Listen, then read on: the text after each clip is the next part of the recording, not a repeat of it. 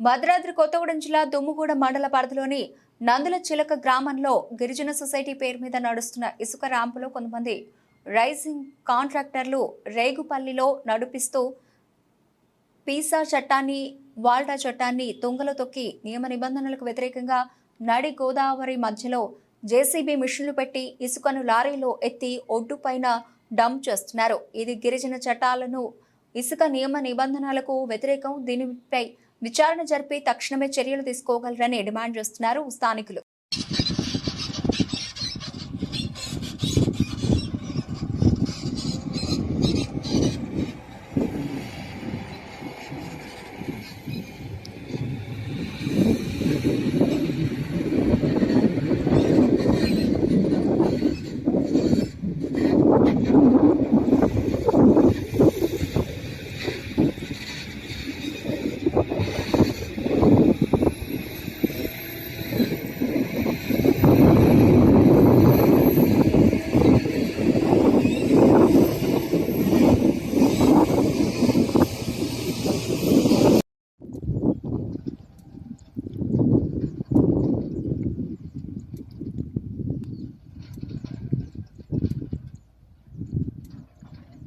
Betul nggak?